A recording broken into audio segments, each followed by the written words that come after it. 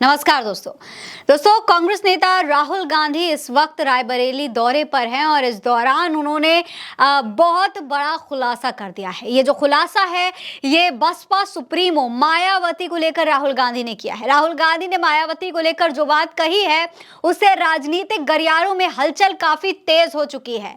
राहुल की बात ने कई लोगों को हैरान कर दिया है तो कई लोग इस पर सोचने पर मजबूर हो गए हैं। उन्होंने मायावती की दोस्तों तारीफ भी की है और साथ ही साथ कई सवाल भी खड़े कर दिए हैं मायावती के फैसलों पर। दोस्तों रायबरेली में राहुल गांधी ने एक दलित लड़के के सवाल के जवाब में कहा कि कांग्रेस ने बहुजन समाज पार्टी की प्रमुख मायावती को साथ मिलकर चुनाव लड़ने का प्रस्ताव दिया था, लेकिन मायावती ने उस प्रस्ताव को ठुकरा दिया।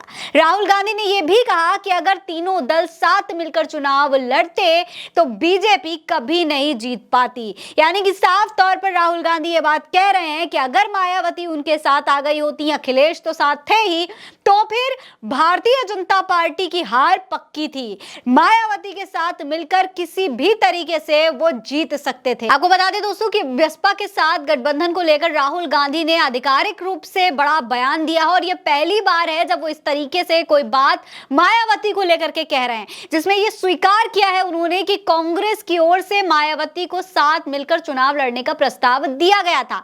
दोस्तों उत्तर प्रदेश में कांग्रेस और समाजवादी पार्टी ने मिलकर चुनाव लड़ा था, जबकि बीएसपी ने अकेले चुनाव लड़ा था और विधानसभा चुनाव में बीजेपी को जीत भी मिली थी।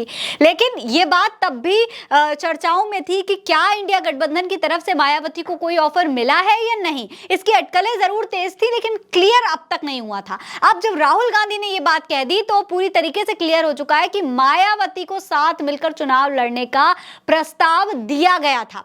दोस्तों रायबरेली में राहुल गांधी ने यह बात भी कही कि ये तो कहना पड़ेगा कि काशीराम जी और बहन जी ने दलितों के लिए अच्छा काम किया है और आज भी कर रही हैं, लेकिन एक सवाल है कि बहन जी आजकल चुनाव ठीक से क्यों नहीं लड़ पा रही हैं। हम चाहते थे कि बहन जी बीजेपी के विरोध में हमारे साथ लड़े, मगर किसी न किसी कारण से नहीं लड़ पाई। उन्होंने ये भी कहा कि हमें तो काफी दुख हुआ, अगर तीनों पार्टियां एक साथ हो जाती तो बीजेपी कभी नहीं जीत सकती थी। यानी कि दोस्तों राहुल गांधी का ये कहना है कि कहीं ना कहीं मायावती किसी बात को लेकर मजबूर थी, या तो उनको किसी तरीके से मजबूर किया जा रहा था जिसकी वजह से वो न तो खुद अपना चुनाव ठीक तरीके से लड़ पाई और ना ही इंडिया गठबंधन के साथ एक तरीके से आ पाई, उनके साथ में मिलकर चुनाव लड़ पाई। तो कहीं ना कहीं राहुल गांधी इस बात को लेकर चिंतित हैं, परेशान हैं कि भाई क्यों मायावती ने ऐसा फैसला लिया, क्यों नहीं वो उनके साथ में आई। और वो ये भी कहते हैं कि इस बात का उनको दुख भी है।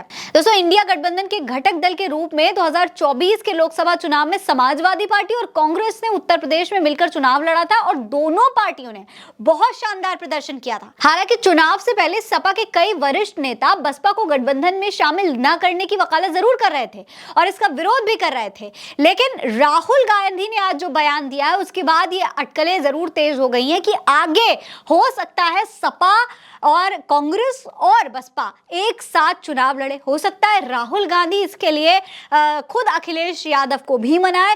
अब दोस्तों राहुल गांधी ने खुद इस बात का खुलासा किया है कि उन्होंने मायावती को प्रस्ताव दिया था, जिससे उत्तर प्रदेश में नए राजनीतिक समीकरण की अटकलें बड़ी तेज हो चुकी हैं। दोस्तों अगर देखा जाए तो राहुल गांधी का कहीं ना कहीं यह भी मानना है कि मायावती प्रभावी चुनावी रणनीति नहीं अपना पा रही हैं। उन्होंने ये बात 2022 के यूपी विधानसभा चुनाव और हालिया लोकसभा चुनाव के नतीजों के संदर्भ में ही कही है, लेकिन बसपा का प्रदर्शन बेहद कमजोर है, इस बात की चिंता राहुल गांधी अभी भी उठा रहे हैं। ऐसे में अब दोस्तों सवाल उठता है कि क्या भविष्य में, क्या आगे चल के आने वाले चुनाव में, अभी 27 के चुनाव होने वाले हैं, उसके लिए क्या कांग्रेस और बसपा के बीच में गठबंधन की कोई संभावना है किसी तरीके की? क्या ये गठबंधन हो सकता है, मुमकिन है? राहुल गांधी के इस बयान के बाद सियासी गलियारों में बहुत तरीके के सवाल उठ रहे हैं।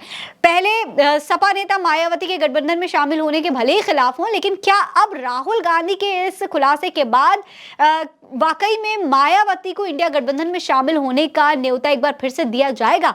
अगर दिया गया तो क्या वो यहाँ आएंगी और पहले क्यों उन्होंने इनकार किया था? क्या भविष्य में बसपा, सपा और कांग्रेस एक साथ आ सकते हैं? ये तमाम सवाल हैं जिस पर अब चर्चाएं काफी तेज हो चुकी हैं। अब इस पर आपकी क्या राय है? कमेंट में लिखकर हमें जरूर बताएं।